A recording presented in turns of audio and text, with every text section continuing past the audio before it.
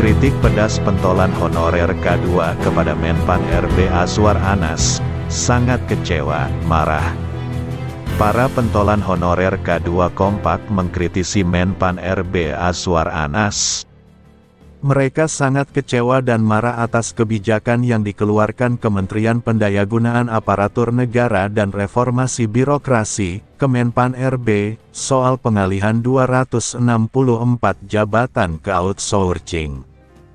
Diperkirakan 150.000 honorer K2 tenaga teknis administrasi berada di 264 jabatan itu. Akibatnya, mereka berpotensi dialihkan menjadi tenaga outsourcing dan tidak menyandang status honorer lagi. Kebijakan apa ini? Mana itu Menpan RB Azwar Anas?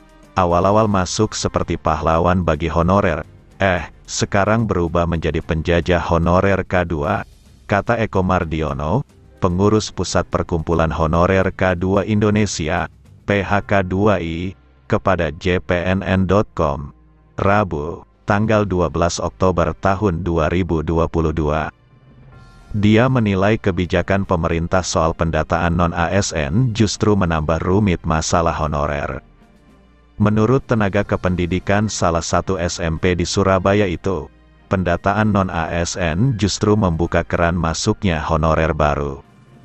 Akhirnya honorer K2 yang dikorbankan, padahal sejak 2005, sudah ada larangan merekrut honorer lagi. Ada apa ini pemerintah, yang buat aturan mereka, lah dilanggar sendiri. Akhirnya honorer K2 tersingkir, ujarnya. Menurut Eko, seharusnya Menpan RB Azwar Anas fokus menyelesaikan masalah honorer K2.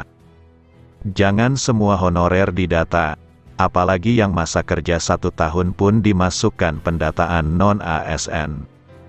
Eko mempertanyakan janji Menteri Azwar Anas yang ingin menyelesaikan honorer K2.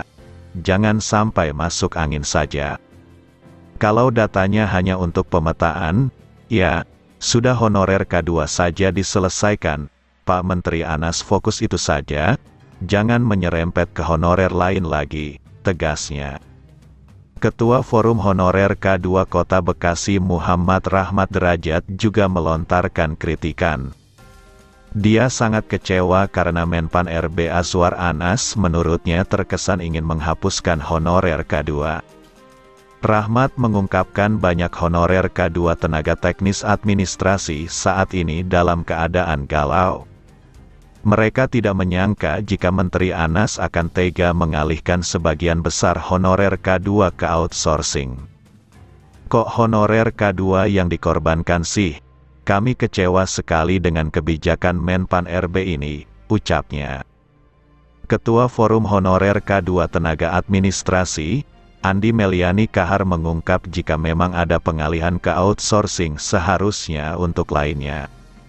Bukan honorer K2 yang lahir dari regulasi yang dibuat ini pemerintah.